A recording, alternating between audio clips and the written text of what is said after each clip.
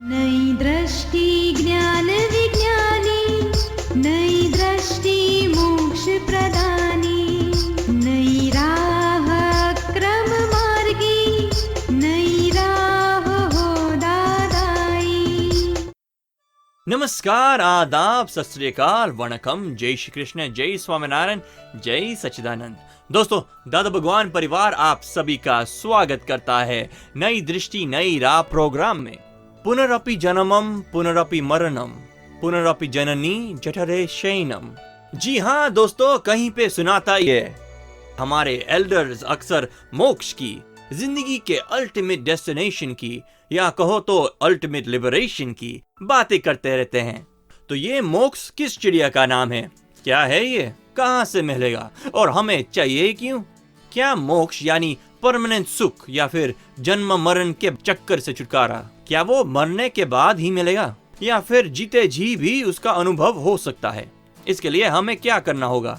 चलिए सुनते हैं अपने आत्मज्ञानी से इन प्रश्नों के उत्तर।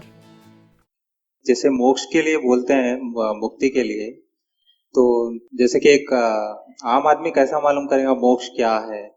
तो आम आदमी को एक खंभे के ऊपर बांध लिया पांव से सर तक कस के डोरी से, तो उसको बंधन अनुभव आएगा जी।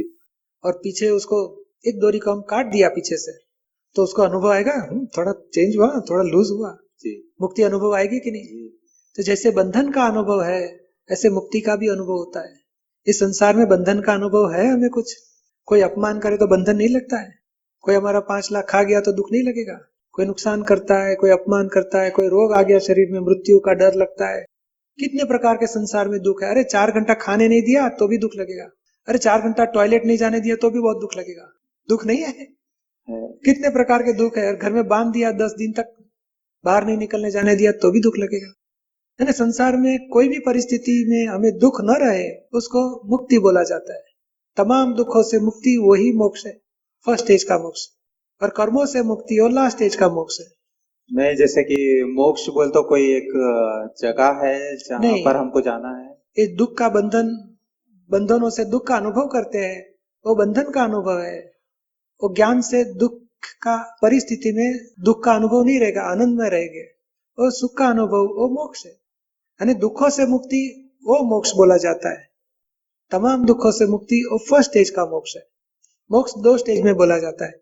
एक तमाम दुखों से मुक्ति, यही जन्म में इसी संसार में हमें अनुभव में आएगा तो ही समझ में आके आगे का मोक्ष मिलेगा।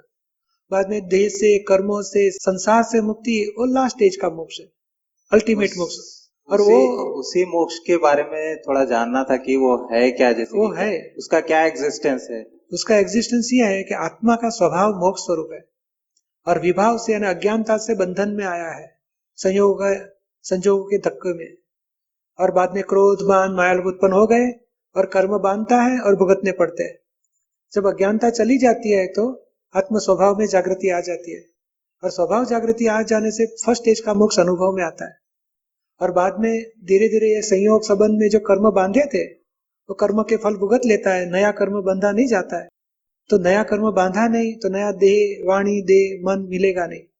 तो आत्मा नया कर्म बांधे नहीं तो संसार के सब संबंधों से, संजोगों से, देह से वो मुक्त हो जाता है। यानी एब्सोल्यूट आत्मा, विदाउट बॉडी, विदाउट कर्म, विदाउट एटम, कुछ शुद्ध आत्मा, एब्सोल्यूट आत्मा, वो इस संसार के संयोगों से मुक्त होता है। ये मनुष्य खड़ा है ऐसे आकार में, कहा जाता है वो, बताता हूँ। मनुष्य खड़ा है ऐसे आकार का ब्रह्मांड है, लोक बोला जाता है। उसमें 6 अविनाशी तत्व है, और लोक और अलोक, दूसरा अलोक वहां आकाश तत्व है, और उसका सांधा ऊपर मोक्ष यानी सिद्ध क्षेत्र है। और सिद्ध क्षेत्र यानी जो मोक्ष हुआ आत्मा वो इस लोक के सरफेस के ऊपर आ जाता है, टॉप जगह पे, और वहां अनंत मोक्ष हुए आत्मा वहां स्थित क्षेत्र में स्थान पाते हैं, और वहां से सारा लोक को जानते हैं, देखते हैं, और खुद के अनंत परमानंद में रहते हैं। यानी वो मोक्ष स्थिति मूल स्वभाव है खुद का। और कर्मों क्षय होने के बाद नया कर्म चार्ज नहीं हुआ तो मोक्ष गति यानी सिद्ध क्षेत्र में स्थान पाता है। जो जैनों में नहीं नमो अरिहंताणम, नमो सिद्धाणम शब्द बोला है, वो नमो सिद्धाणम यानी मोक्ष गति पाया आत्मा वो सिद्ध क्षेत्र में है, उनको नमस्कार करते हैं। आप सुन रहे हैं नई दृष्टि नई राह। दोस्तों, हम बात कर रहे हैं मोक्ष की, so on that serious note, Hindustan में जन्म लेने वालों की यह अंतिम विश होती है कि उन्हें मृत्यु के बाद मोक्ष मुक्ति मिले। तो आपको क्या लगता है, क्या मरने के बाद सभी को मोक्ष मिलता है? किसे मिलेगा और किसे नहीं? क्या अच्छे कर्म करने पर मोक्ष मिलेगा? मोक्ष के बाद क्या होता होगा? सुख है या सिर्फ बातें ही हैं? सोच में पड़ गए ना? आइए बढ़ते हैं हमारे नेक्स्ट सेगमेंट की ओर इन सारे सवालों के जवाब पाने के लिए। जैसे कि दादा भगवान और निरुमा भी मोक्ष में है। नहीं, वो मोक्ष यानी आत्मा का आनंद में है, मगर उनका देह है अभी सिद्ध क्षेत्र में नहीं गए। और जगत कल्याण का कार्य पूरा होने के बाद हम सबको मोक्ष भेजने के बाद वो मोक्ष में जाएंगे। लेकिन दादाजी तो बोले थे कि मोक्ष सबके लिए नहीं है। मोक्ष सबके लिए यानी क्या? देखो नहीं, हैदराबाद में कितने लाख, जिन्हें 1 करोड़ लोग होंगे कि नहीं, उसमें कितने आए? 1000 लोग आए। तो ये संसार में लाखों आदमी में से 1000, करोड़ों में से 1000 आते हैं, तो 1000 के लिए मोक्ष है। और बाकी के लोग तक नहीं, उनको धर्म में शांति मिलेगी, उनको भी सत्संग सुनेंगे तो उनको संसार में शांति का रास्ता मिलेगा कुछ, है ना। वो डेवलपमेंट में आगे बढ़ेंगे और कुछ लोग मोक्ष गति प्राप्त करेंगे, ऐसे बताया उन्होंने। यानी कुछ लोग को सुख शांति मिलेंगी और कुछ लोगों को मोक्ष का ज्ञान मिलेगा।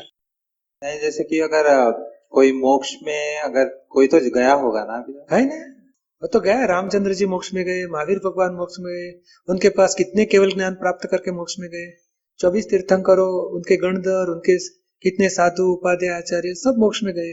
जैसे अभी हमको महसूस होता है कि हमारा कुछ एग्जिस्टेंस है, मैं राजा हूँ, विमल हूँ, जो भी है, तो वहाँ मोक्ष में जाने के बाद भी हमें खुद अपना, जैसे कि मैं एग्जिस्टेंस रहेगा, एग्जिस्टेंस महसूस होगा एग्जिस्टेंस रहेगा। मगर ये संसार यानी क्या? वस्तुत्व का अज्ञानता है। अस्तित्व का भान तो सब जीव मात्र को है, और वस्तुत्व का भान नहीं, मैं खुद कौन हूँ। और मोक्ष में वस्तुत्व का भान तो रहता ही है, पूर्णत्व का भी अनुभव रहता है।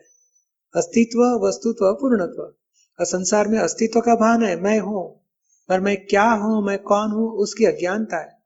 और अज्ञानता से राग द्वेष करके कर्म बांधता है, और बाद में 4 गति में भुगतने पड़ते। और अज्ञानता चली गई, कर्म बंधन छूट गया, तो 5वीं मोक्ष गति में जाता है। और वहां वस्तुत्व का भान भी है और पूर्णत्व दशा में भी है, और खुद के अनंत समाधि सुख में रहता है। फिर वापस नहीं आता, बाद में आने की कोई संजोग ही नहीं उसको वापस लेके आए यहाँ। कोई निमित्त है ही नहीं इसे वापस उसको खींच सकते। समझ में आया जी? एक लकड़े का गोला है समझ लो, उसके ऊपर मट्टी मट्टी मट्टी ऐसे 10-15 इंच का लेयर बना दिया, और तालाब में छोड़े तो वो कहाँ जाएगा? बॉटम में जाएगा कि नहीं? नहीं, लकड़े का गोला आएगा तो। मगर लकड़े का स्वभाव क्या है? पानी में तैरना, सरफेस के ऊपर आना। और मट्टी का स्वभाव उसको नीचे लेके जाना है। और धीरे धीरे क्या होती है? मट्टी धीरे धीरे डिसॉल्व होते जाती है, पानी में पिघलते जाती है, छूटती जाएगी। मट्टी जितनी गिरती गई उतना गोला ऊपर आते जाता है, और लास्ट में सब मट्टी गिर गई तो सरफेस के ऊपर आके रुक जाता है। और उसको दूसरी मट्टी नहीं लगा हो तो हमेशा सरफेस के ऊपर तैरते रहेगा। ऐसे ही आत्मा ऊर्ध्वगामी स्वभाव का है, और परमाणु अधोगामी स्वभाव के। ये अज्ञानता से परमाणु चार्ज करता है, वो चार्ज परमाणु आधार उसको 4 गति में कर्म फल भुगतने पड़ते हैं। अभी जब अज्ञानता छूट जाती है तो नया कर्म परमाणु चार्ज होना बंद हो जाता है, और बाद में आत्मा पुराने कर्म फल भुगत लिया, वो परमाणु डिस्चार्ज इफेक्ट देके छूटते जाते हैं। बाद में आत्मा, एब्सोल्यूट आत्मा, वो सरफेस के ऊपर चले जाता है, क्योंकि उसका स्वभाव ही ऊर्ध्वगामी है। ऐसे वो मोक्ष हुआ आत्मा बोला जाता है, और वो वहां से सारा ब्रह्मांड को देखता है, जानता है, खुद के अनंत समाधि सुख में रहता है, अनंत काल तक रहेगा। समझ में आया जी? जय सच्चिदानंद। आप सुन रहे हैं नई दृष्टि नई राह। आज हम बात कर रहे हैं मोक्ष के बारे में। मोक्ष, निर्वाण, अल्टीमेट लिबरेशन, यानी जन्म मरण के चक्कर से मुक्ति। हमने संतों से, साधुओं से, ज्ञानियों से यही सुना है ना। तो क्या ये मोक्ष कलयुग में भी संभव है? क्या मोक्ष के बाद भी सुख दुख है?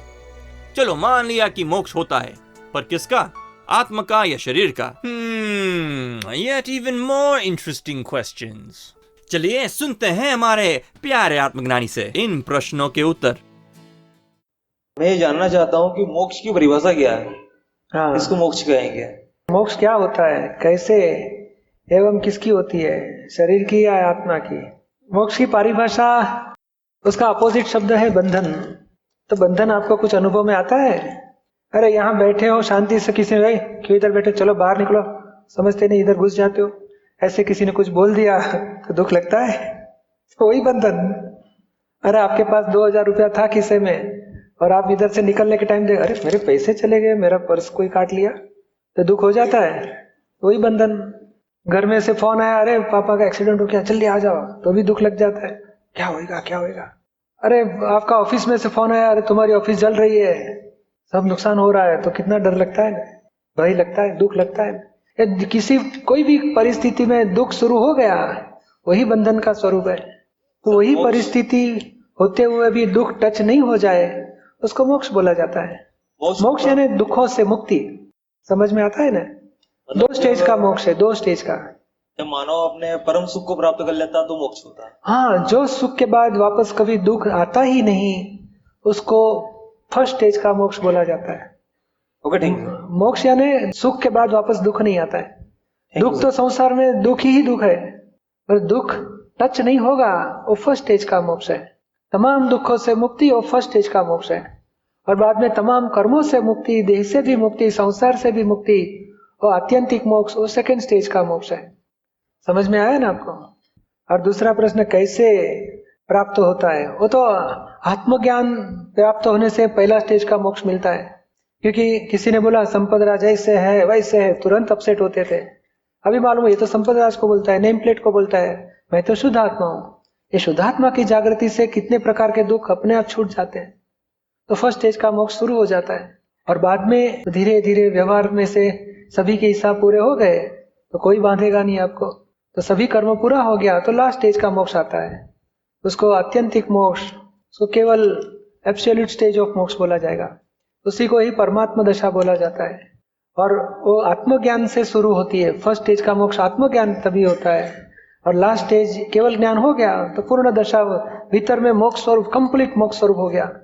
बाद में देह के कर्म पूरे हो गए तो निर्वाण होकर सिद्ध क्षेत्र में चला जाता है, और बाद में अनंत काल तक खुद के अनंत समाधि सुख में रहता है। अभी प्रश्न ये किसकी मोक्ष होती है? मोक्ष बंधन किसको होता है? किसी ने इंसल्ट कर दिया तो आत्मा को कुछ दुख नहीं होता है। मैं संपद राज हूं जो माना, उसको दुख होता है, वो अहंकार है। तो अहंकार बंधन में आया है कि मेरा घर जल गया, मेरा पैसा चले गया, मेरी प्रॉपर्टी में सब प्रॉब्लम्स आ गए, तो जिसको ये मालिक है उसको दुख होता है, वो अहंकार है। तो अहंकार बंधन में आया है, तो अहंकार मुक्ति चाहता है। तो अज्ञान से अहंकार को बंधन हो गया है। अहंकार को जब आत्मा का ज्ञान मिल जाता है, मैं खुद कौन हूँ, तो अहंकार छूट जाता है और मुक्ति शुरू होती है। यानी बंधन भी अहंकार भुगतता है, मुक्ति सुख भी अहंकार को मिल जाता है, अहंकार का मोक्ष हो जाता है। आत्मा तो खुद ही मोक्ष स्वरूप है। गीता में बहुत स्पष्ट शब्द में लिखा है, आत्मा खुद ही मोक्ष स्वरूप है। शरीर का या आत्मा का नहीं, शरीर को मैं हूं मानने वाला अहंकार का बंधन है। और अहंकार अज्ञानता चली जाती है तो अहंकार खत्म होता है, तो मोक्ष अनुभव में आता है ना। अहंकार का ही मोक्ष होता है। आत्मा आत्मा की जगह पे शुद्ध है, शरीर शरीर की जगह है, कर्म का फल भुगतने वाली चीज है। और कर्म का फल भुगतते टाइम मैं संपन्न हूँ, मैं किया, मुझे हो, मैं भोगता हूँ, मुझे दुख गिरता है, वो मानने वाला अहंकार है, वो ही बंधन भुगत रहा है। और जब ज्ञान दृष्टि मिल जाती है तो उसको मोक्ष हो जाता है। आप सुन रहे हैं नई दृष्टि नई राह, जो सुलझ जाता है जिंदगी के हर सवाल को। Wow, what an enlightening segment. दोस्तों, आज हमने जाना सच्चे मोक्ष की परिभाषा। परमानेंट हैप्पीनेस का एहसास ही मोक्ष है, और उसकी शुरुआत होती है ज्ञान के बाद। संसार में रहते हुए संसार का एक भी दुख हमें टच नहीं करता। यही है अक्रम विज्ञान और यही है मोक्ष। तो चलिए विनाशी सुख को छोड़े और परमानेंट सुख की राह पर चले। ऐसे और एनलाइटनिंग टॉपिक्स की जानकारी के लिए हमें कॉल करें 1877-505-दादा एक्सटेंशन 23 और लॉग ऑन करें hindi.dadabhagwan.org या फिर ईमेल करें radiozindagi@us.dadabhagwan.org। आज के लिए हमें दे इजाजत, कल फिर मुलाकात होगी। तब तक के लिए स्टे ब्लेस्ड। नई दृष्टि ज्ञान विज्ञानी।